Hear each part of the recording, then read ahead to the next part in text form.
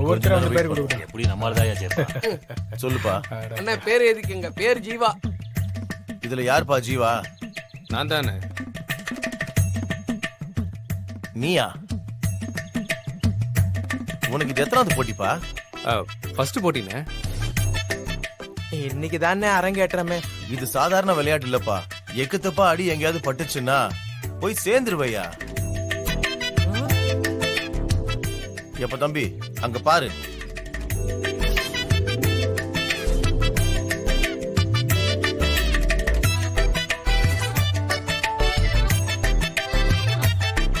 தம்பி ஒவ்வொருத்தரும் 10-15 வருஷம் வித்த கத்துக்கிட்டவங்க, நிறைய போட்டியில கலந்து பரிசு வாங்கினவங்க.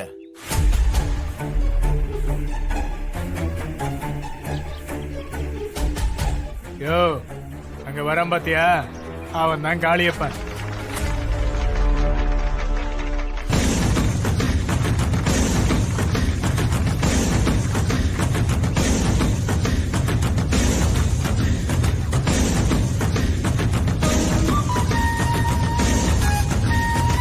ஊர்லயே பெரிய ஆட்டக்காரன். போன வருஷம் அவன்கிட்ட அடி வாங்கினவன் குறுக்கெலும்பு உடைஞ்சு இன்னும் ஹாஸ்பிட்டல்ல வீடு அலைஞ்சிட்டு இருக்கான் தெரியுமா?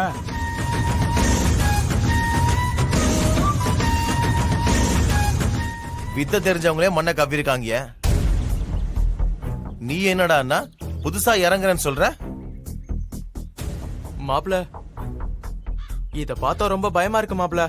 இவங்க சொல்றதெல்லாம் கேட்டா ரொம்ப பதறுது மாப்ள. ஒன்னும் அவசரம் இல்ல, எங்க அப்பா கிட்ட சொல்லி வீட்டு பத்திரத்தை எடுத்துட்டு வந்து வச்சு அதுல வேணா காசு வாங்கிக்க மாப்ள. போயிடலாம் மாப்ள. ஆமாயா, ஏன் அப்படி பயந்து சாகுறீங்க? கேரு, நம்ம சின்ன வயசுலயே தாத்தா கிட்ட கம்பு கத்துக்கிட்டேன்யா. அவரு சிலம்ப வாத்தியார் தான், மதுரையிலேயே பெரிய ஆட்டக்காரரு. யோ யோ அது ஒரு தாத்தா தான்யா, நீ இல்லையா?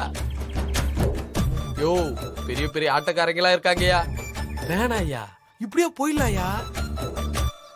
யோ எம்புட்டு பெரிய ஆட்டக்காரன் வேணாலும் வரட்டும், இன்னைக்கு இந்த ஜீவாவோட ஆட்டத்தை நீங்க பார்க்க தானே போறீங்க. அண்ணா நீங்க பேர் எழுதுங்கண்ணா. மாப்ள சீரியஸான மேட்ரியா, எப்பயும் போல இதுலயும் நினைக்கிறான். இங்க யாரு மாப்பிள்ளைங்களா, இன்னைக்கு நான் முதல் பரிசு தட்டிட்டு தான் இங்க இருந்தே போவேன். தாலியவும் வாங்குவேன். அந்த தாலி மீனாட்சி கழுத்துல ஏறும்.